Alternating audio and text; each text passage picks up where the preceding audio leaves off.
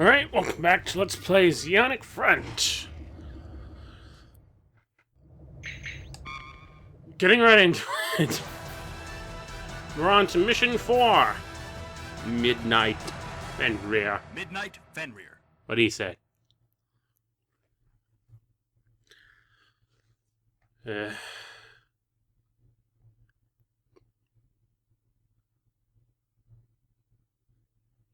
Yeah. I'm sorry, I'm not really feeling this, and this is all... I know this is a problem that I'm always having every time I do a Let's Play. Every single time I do a Let's Play is that I tend to delay the amount of time I put into recording things, and by the time I have to come back to it, I've suddenly lost the mood for playing it. And it ends up being more of a chore than any sort of... more of a chore than what I intend to be out of it, which is at least a minor sense of entertainment. Anyway, you'll notice I didn't get any mission advice because this has already been preset. Our latest mission is to search for... So let's just listen to the mission now. As well as the mobile suits aboard the ship. The information we've received indicates they're hiding at the S3 point. In support of Captain Garma's operation, we will commence our search of the assigned area. I must emphasize that our mission is restricted to tracking down the Trojan Horse or enemy mobile suits and informing the commander of their location. Leave the strike to Captain Garma's squadron. Yeah, pretty basic, pretty straightforward. This is the this is them tracking down the why am I even saying anything? Anyway, I've already sort of set up where I want everything to go. It's not a perfect route setup, but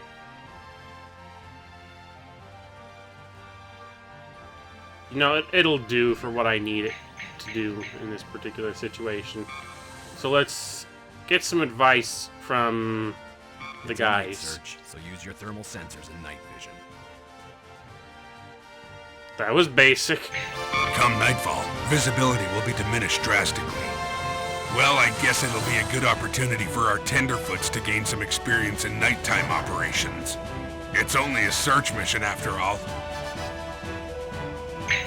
I heard the Trojan Horse and its mobile suits survived attacks from our forces several times already. They say that even Commander Shar failed to take out the White One. I can't wait to face them. Hey, don't get too excited or you're gonna give yourself a heart attack. Our mission is to find the Trojan Horse and mobile suits. There ain't gonna be any combat for us. How many times do I gotta tell ya? Yeah, old man, I know. I'm not a hero. I'm just a kid. Watch your mouth, punk. Ignore orders and you'll jeopardize the lives of everyone in your unit, including myself. All because you got an itchy trigger finger. You don't have to be so hard on me. Calm yourself, Mickey. It's just that Matt has seen too many soldiers like you lose their lives.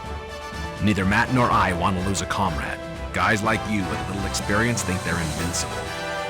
Just be careful, okay? Why don't you leave it at that, Matt?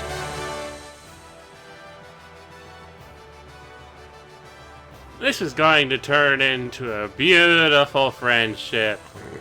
I'm falling asleep here. According to our database, this enemy mobile suit has stronger armor, better mobility, and even more firepower than our Zaku. I also hear that our Zaku's machine guns have no effect. Seems to me we should avoid engaging it face-to-face if we find it.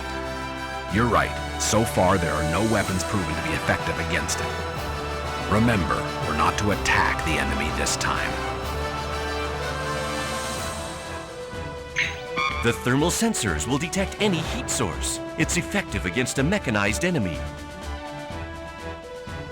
The night vision should also improve visibility in darkness. Man, the guys in your unit are a bunch of slave drivers. The best I can do is keep the mobile suits in working order before they move out. Also, they don't resupply us with enough spare parts. I sometimes doubt whether we can win this war. I wonder why. Well, there's a hint of how things are already starting to go downhill for the Zeons in the war.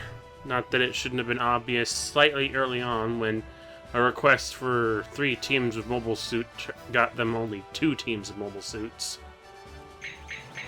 Granted, they improved they covered for that fairly early on. Also, Austin is still lugged with a Zaku 1, a ground-type modified unit as it is. But still only a Zaku 1 instead of a Zaku 2 like everyone else has. So yeah, Zeon is, yeah, I'm starting to feel like despite all our victories that we've had in this game thus far in the course of the 1-year war, I somehow doubt this war is going to end in Zeon's favor. I wonder why. Maybe it's because it's quite clear what's going to happen and has been clear, you know, for well over 3 decades. Because the original Mobile Suit Gundam pretty much established how the war goes out. All units, move out. Roger. Don't forget, you'll have limited visibility. Make use of your thermal sensors. Our mission is to find the Trojan horse and report its position. Don't forget that. Alright. But yeah, that's basically the case here, is that we're just going to be out looking for the white-based Trojan horse and the mobile suits. But, to be clear, we're not going to find them at all during the course of this mission.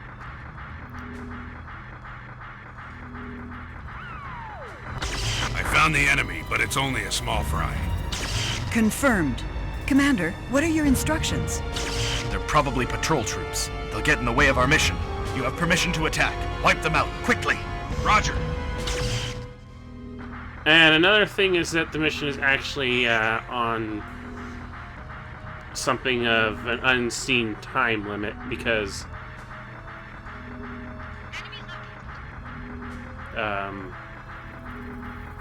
of reasons. But yeah, we're kind of on an invisible timer here because things are going to go down during the course of this mission.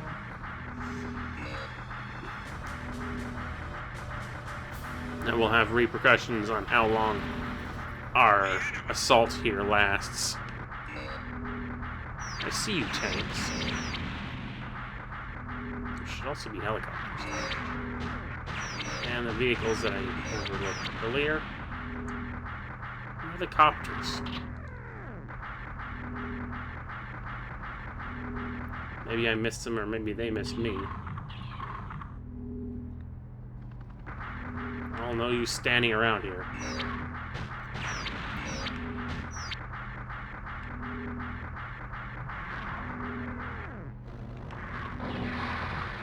Dagnabbit.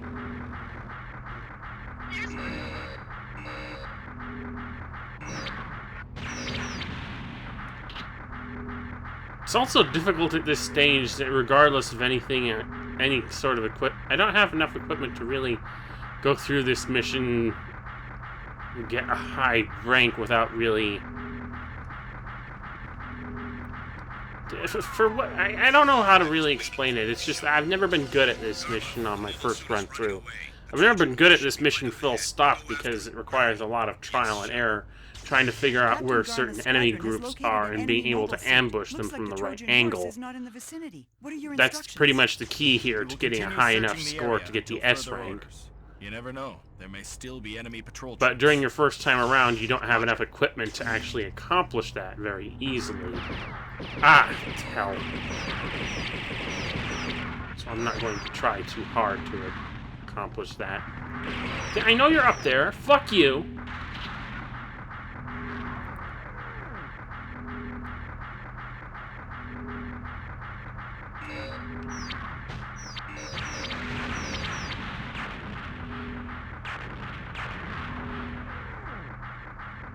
There's another cluster of enemies over on this side, which I'm going to try to ambush, but no guarantees.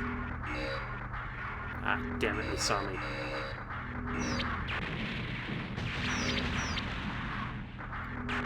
There's another one of you here. There.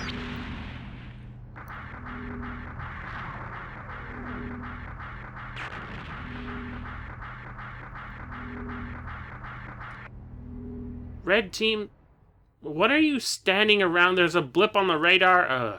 Well, it's a moot point now. Captain Garma's squadron has opened fire on the enemy. What? Wait a minute. There's some disruption in the communication lines. What's going on? There's enemy fire from behind, Captain. From behind? It's the Trojan horse. Coming up behind us, sir. Ascend! Ascend now! I can't! Change course 180 degrees! I'll ram the gal right into them if I have to! Shar, you're not saying that! You were a very good friend to me. Don't take it personally. Thank your father for this. Shar! You double-crossed me, Shar! This can't be. There's no response from Captain Garma. All units, we're moving out from this area to confirm the situation regarding Captain Garma. Yeah, like I said, invisible time limit, because that was going to happen eventually. I'm kind of annoyed that it happens, because it just means I don't really have enough time to accomplish everything during the course of the mission. But whatever. Also, Glory to the Principality of Zeon! the minute Fenrir overheard that conversation between Shar and Garma, couldn't they have reported that to somebody? Couldn't they have figured out what was going on? Upon Yeah. reaching the vicinity where we lost communication with Captain Garma, we were faced with a devastating nightmare. We found the remains of the Gao attack carrier and other aircraft along with those of casualties. Everything was burning. The scent of defeat choked the air.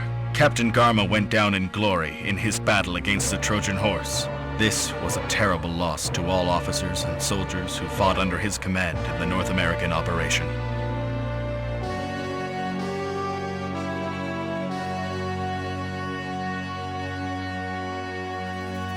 Today, the Trojan horse broke through our line of siege and escaped our territory.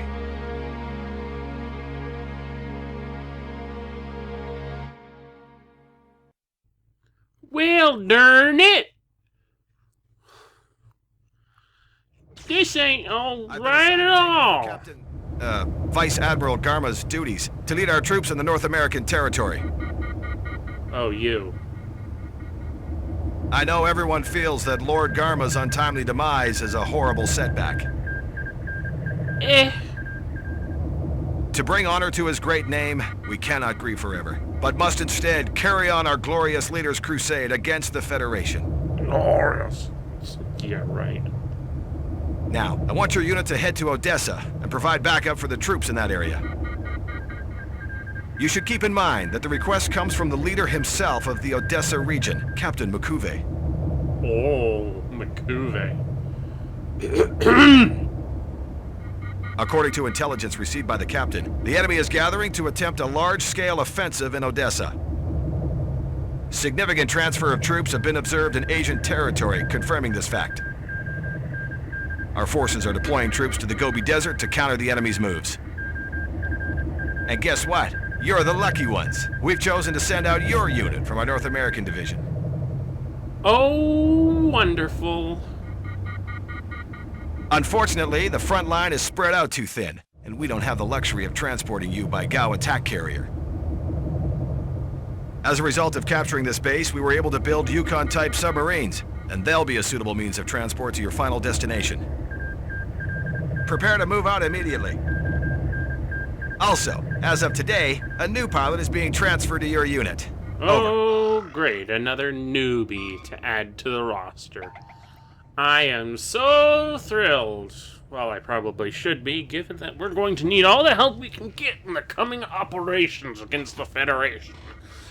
But we'll get into that more next time on Let's Play Mobile Suit Gundam Zeonic Front. So, RCFS, and out.